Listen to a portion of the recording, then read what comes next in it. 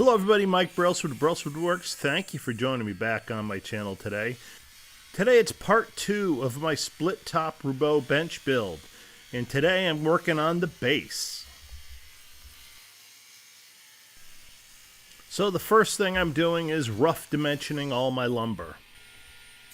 When I first purchased this lumber, I cut it into either long stock or short stock for the legs versus what I needed for the rails and for the top.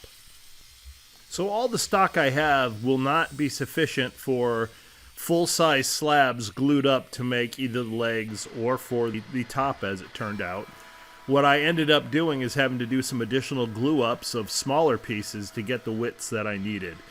Some people really don't like doing that on their Roubo benches, but you know, it's a workbench. I'm not that worried about it. So here I'm using all my leg slabs and my shorter rail slabs and running them through my joiner to get one side flat before I run it through my planer.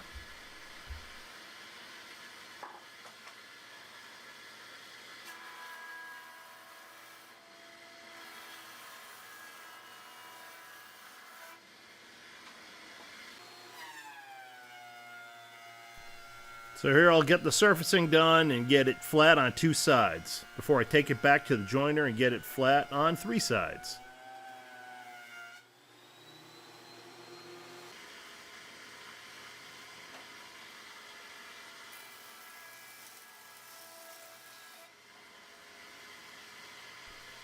Here's that third side thing I was talking about.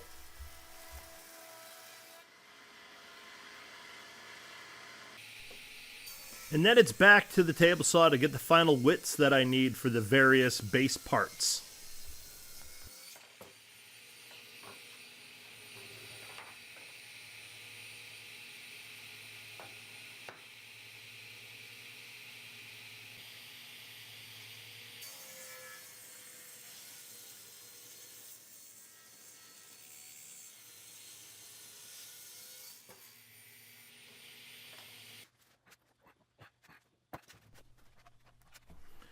So each of the legs requires 2 slabs to get the final dimension of 3.5 by 5.25.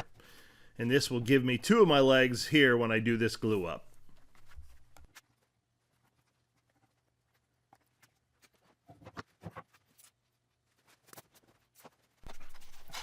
Again, remember, if you do this build, have plenty of clamps on hand because you'll need every single one of them.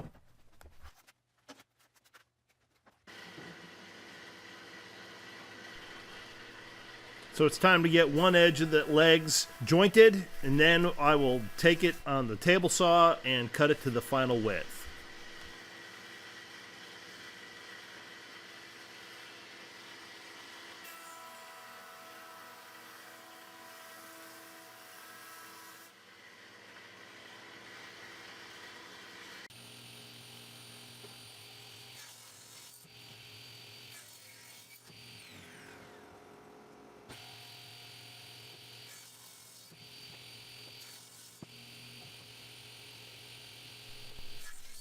So you can tell on this leg that one of the slabs was glued up from 2 smaller pieces, which I don't think anybody will notice.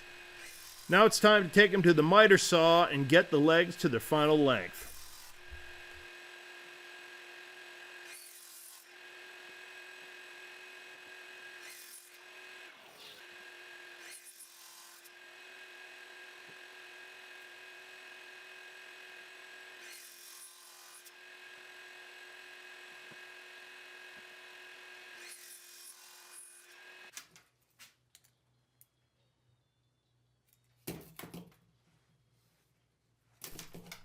So I'm marking out what will be my top tenon that will protrude into the tabletops themselves.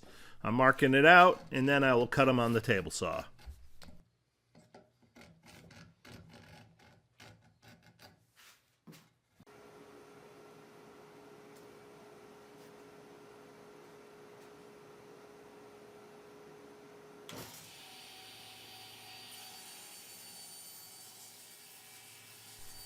I had a lot more cutting to do, so I decided to nibble away at it with the regular blade. I didn't feel like changing out to the dado, then changing back. Later on, when I didn't have any more cutting to do, but I did have some extra tenons, I did change over to my dado stack.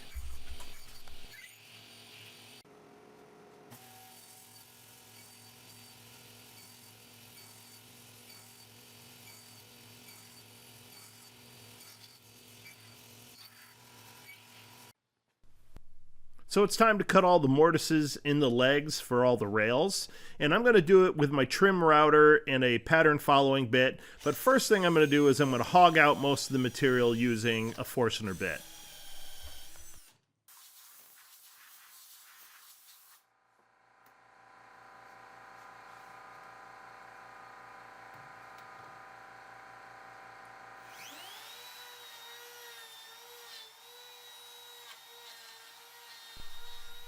The first pass is done with a plywood template.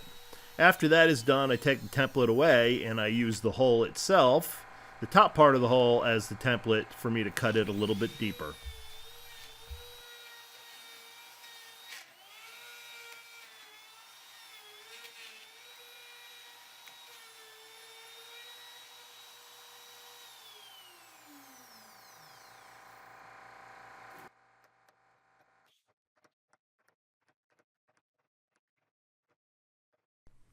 But no matter what, I had to clean it up with my hand chisels.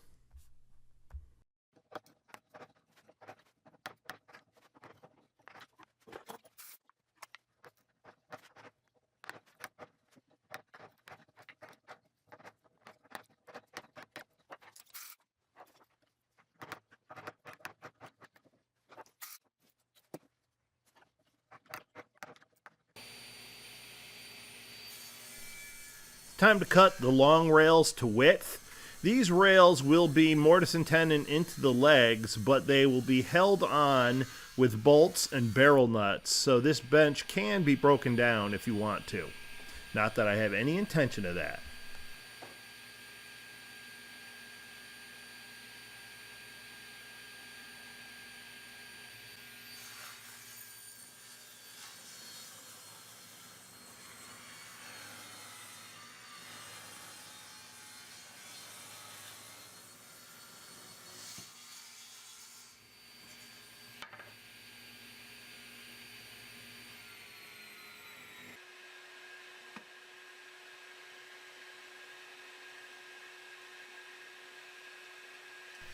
So now it's time to cut the short rails, which will be glued in mortise and tenon into the legs. And I will also use draw pins on these.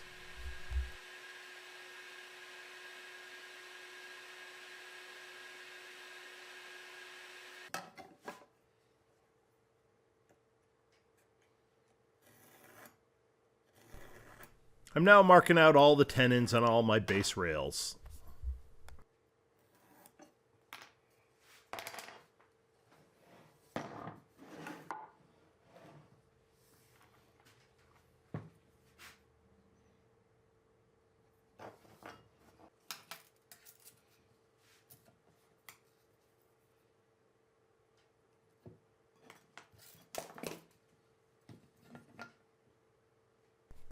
So depending on where this piece goes, all of them have a different size tenon. The two short sides tops are different from the bottoms, and each of the long rails on the bottom are also of a different length. So now I got my dado stack in, and I am now going to cut all these tenons out.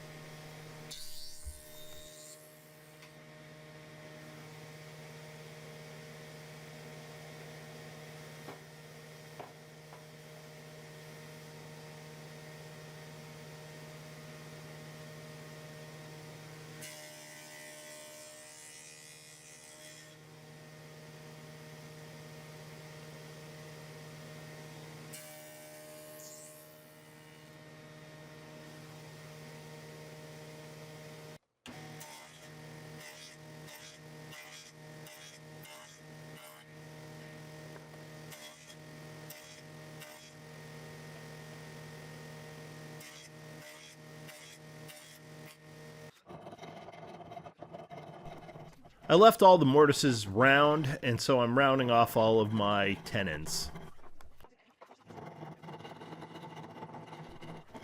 So I test fit it, and I have to do a little bit of rework on each of them, where I either take a little bit more with my rasp off of the tenon, or I work on the mortise with my chisels. Whatever it takes to get it to fit right.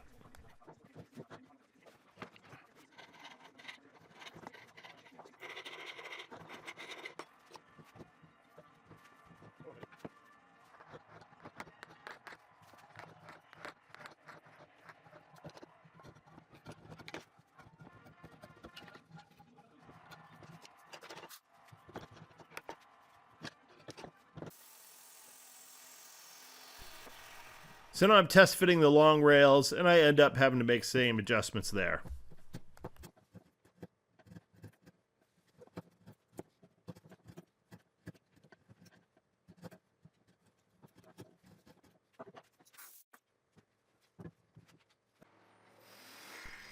So to make my dowels for my draw pin joints, I'm taking some of my mesquite, putting it in my lathe, and turning it to 3/8. So I'm using a 3/8 wrench and my square-nosed easy wood tool scraper and getting it to where I need it to be. Now it's time to drill the holes in the legs for the draw pins.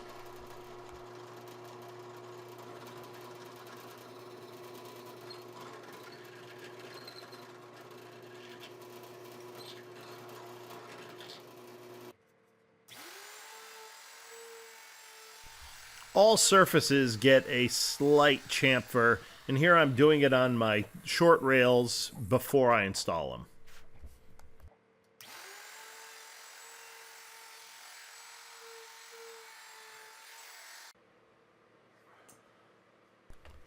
Now it's time to work on the leg assemblies, so I'm using a brad point bit through the holes in the legs to mark on the tenons where I need to drill the holes. And to do the draw pins, I'll pull it out, I'll mark where the holes are, and I'll go into the shoulder a 1/16 of an inch and drill my holes there. So when I drive in my pegs, it pulls it tight.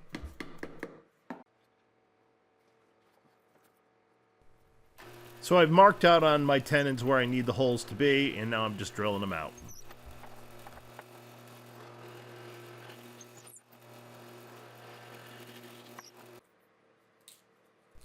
It's time to do some assembly. I'm taking my dowels, sharpening the end up with a pencil sharpener so they will go through the draw holes a little bit easier.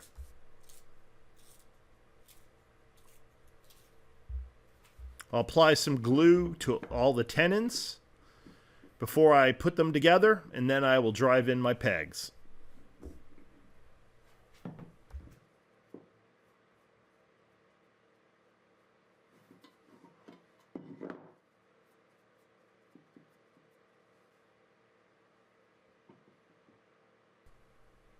It's time to put it all together. Some of the parts might need a tiny bit of persuasion.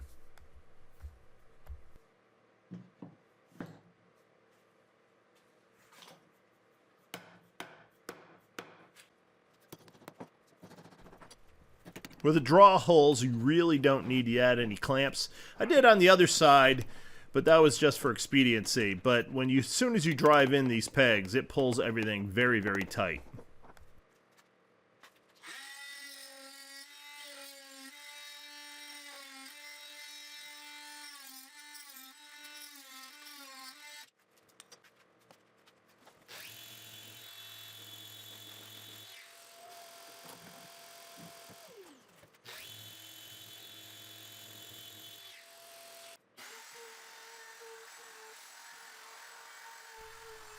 Add that chamfer to the rest of all the flat pieces. And that includes the bottom, because if you ever have to pull it around, you don't want that edge to grab on the floor and chip out.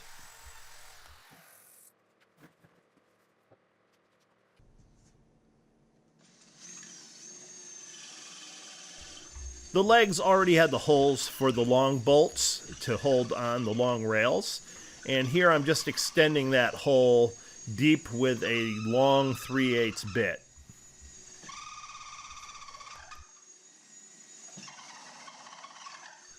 What an awesome sound!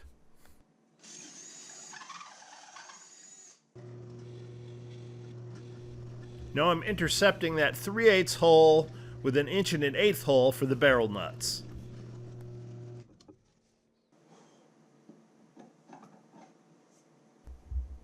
So now I'm installing the bolts and the barrel nuts and doing some assembly. Full disclosure here, I really hate these. They do make it nice to be able to take it apart, but you do have to do some messing around to get everything to fit nice and snug. Some people have a better ability to get it done right. Maybe I just don't have the patience for it, but I do get them together in the end, and they do hold it together just fine.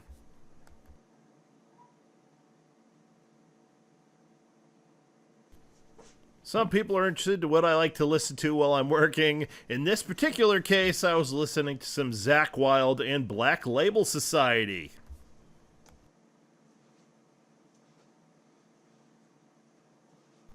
Sorry I can't play it for you. I can't take the copyright hit.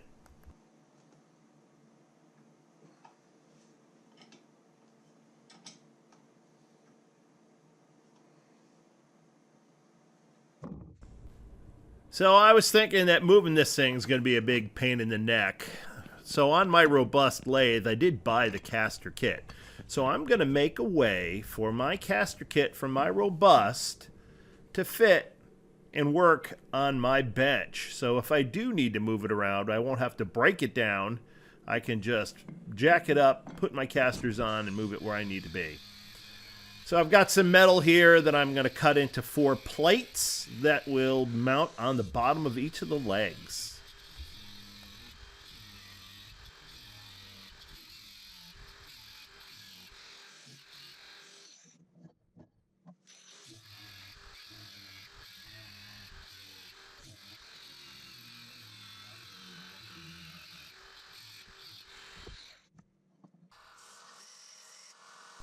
I'm sanding off the edges, making them so they're easier to handle, and then I will drill in 2 3/8 holes, which I am not going to show. You're just going to have to take my word for it. So I'm routing a little groove in the bottom for the plate that will accommodate both the plate and the 3/8 structural screw, which I will drive through into the base in order to hold it on. So I want to make sure that it doesn't, stand proud of the base itself, that they will be recessed a little bit.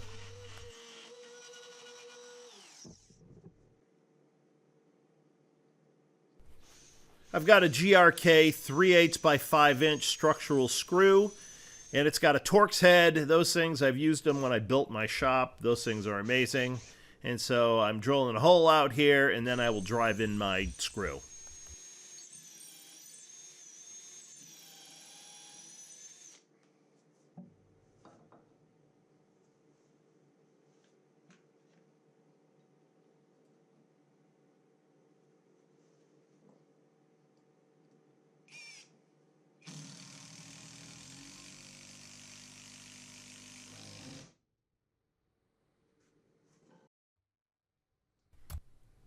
So the caster will also need a little hole in the side of the leg, up about 3 or 4 inches. And here I'm just marking where they need to be.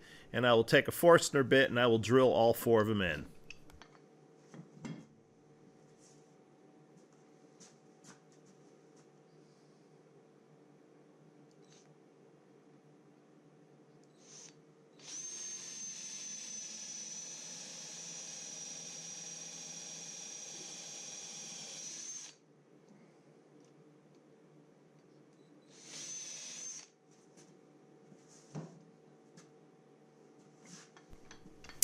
It's time to test fit this bad boy. It's got a pin you pull up. It'll drive down into that steel plate. It's got to wiggle it around a little bit, find the sweet spot. And let's see. Got the pin in, and now it's set. It will work just fine.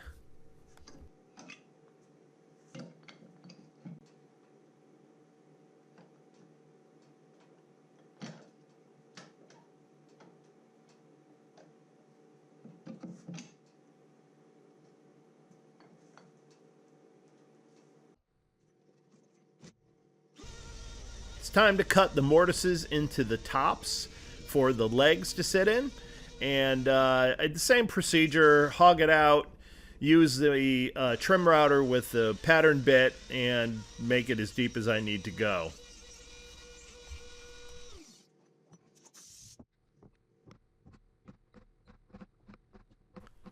I did need to trim these mortises up to make them square, so that's what I'm doing here.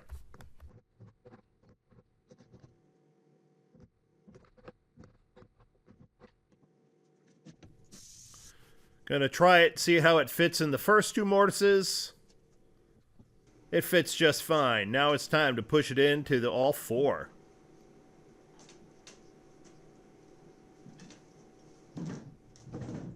And there it is. So I have my base sanded up. I didn't show you that. I know you're all brokenhearted about that. But now it's time to set on my tops. And I've got the side with the tail vise that I'm going to kind of gingerly put over there. And then I will drop it down onto the base.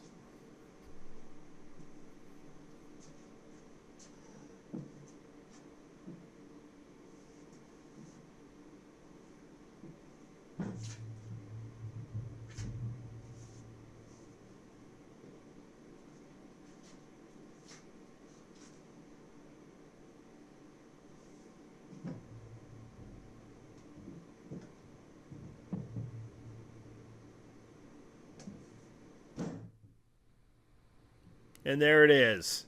Now it's time to gingerly carry the other slab over and set it on as well.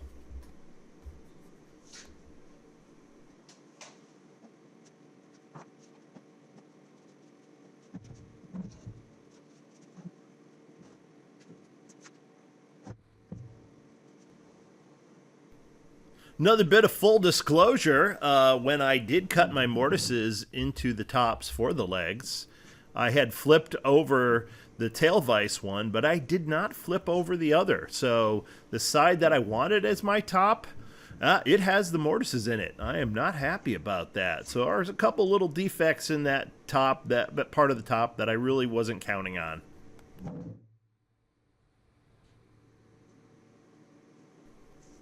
Okay, so that's the end of part 2. Part 3 will be the leg vise and the chop. I'll do that alone, and I will have a part 4, which will be the sliding dead man and the shiplap shelf. Thank you all for watching.